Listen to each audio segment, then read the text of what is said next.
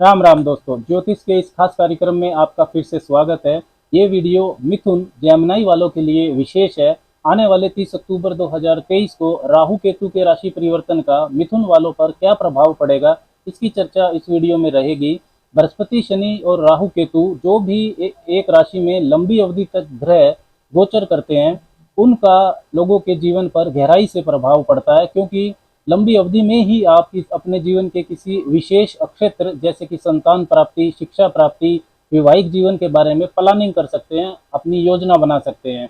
आने वाले 30 अक्टूबर 2023 को राहु मेष राशि से निकलकर मीन राशि में संचरण करेंगे और केतु तुला राशि से निकलकर कन्या राशि में संचरण करेंगे और 29 मई 2025 तक 18 महीने राहु केतु की स्थिति यही बनी रहेगी। ये वीडियो मिथुन लगन तथा मिथुन जिनकी चंद्र राशि है, दोनों के लिए ही ये महत्वपूर्ण है। लेकिन जो चंद्र राशि जिनकी मिथुन है, उन लोगों को मानसिक रूप से राहु केतु का राशि परिवर्तन ज्यादा प्रभावित करेगा, क्योंकि राहु और केतु चंद्रमा के ही नोड्स होते हैं।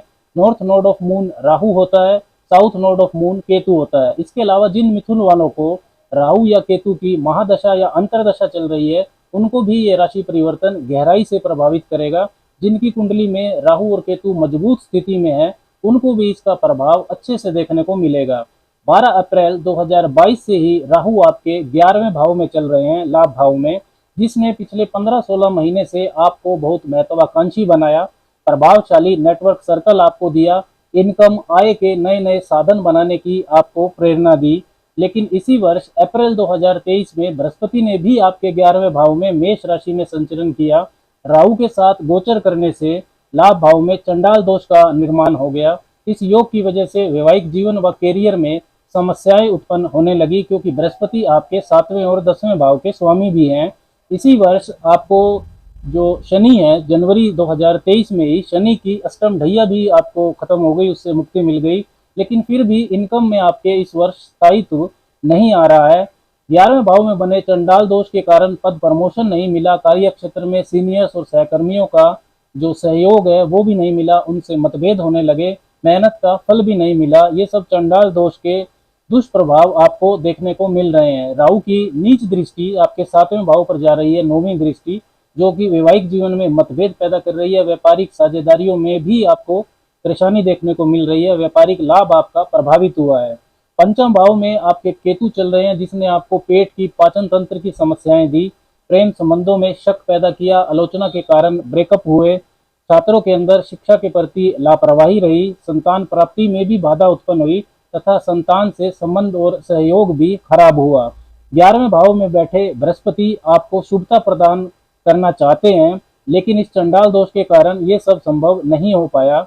लेकिन अब 30 अक्टूबर 2023 को राहु आपके 10वें भाव में मीन राशि में संचरण करेंगे और केतु चौथे भाव में कन्या राशि में संचरण करने लगेंगे। चंडाल दोष आने वाले 30 अक्टूबर 2023 को खत्म हो जाएगा। 11वें भाव में बैठे बृहस्पति अब आपको शुभता प्रदान करेंगे। तीसरे, 5वें और 7वें भाव पर उनकी 5वीं, 7वीं और 9वीं दृष्टियां पड़ने से आपके जीवन में शुभता बढ़ने लगेगी। भाई बहनों से संबंध और सहयोग अब अच्छा हो जाएगा। ज्ञानी, अच्छा मार्गदर्शन देने वाला सोशल सर्कल आपका बनेगा। इनकम में आपके स्थायित्व आने लगेगा। पंचम भाव लक्ष्मी स्थान होता है, वो भी अब शुभ हो जाएगा।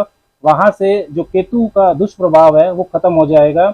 आपका विवेक अब आपका साथ देने लगेगा। आपके निर्णय सही साबित होंगे। निवेश कार्यों, स्पेकुलेशन में जो भी आप निर्णय लेंगे, इन्वेस्ट करेंगे, वो सही साबित होंगे। संतान प्राप्ति की रुकावटें दूर होगी। संतान आपकी आज्ञाकारी बनेगी।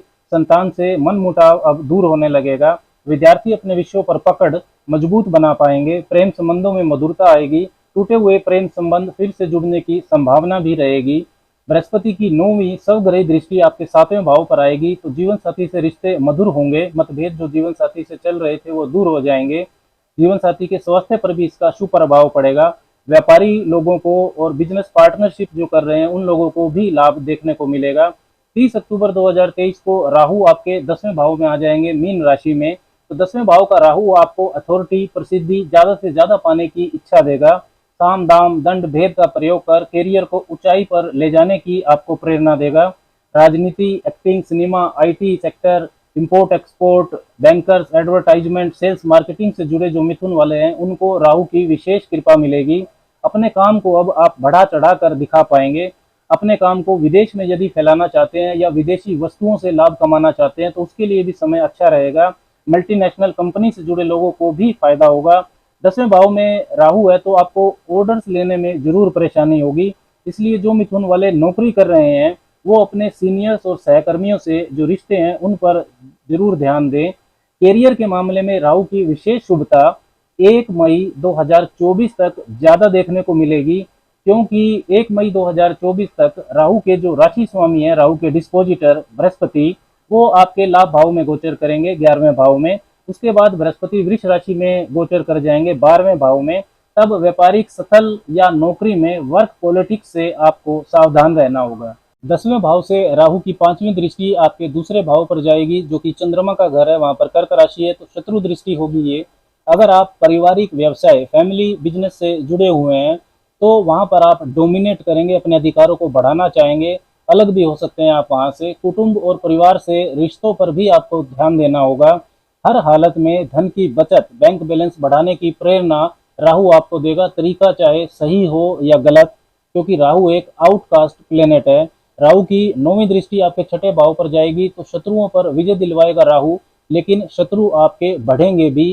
कैरियर में तरक्की के लिए कर्जे की जरूरत है तो वो आपको अब आसानी से मिल जाएगा। रोजमर्रा के संघर्ष का सामना आप ज्यादा हिम्मत से कर पाएंगे।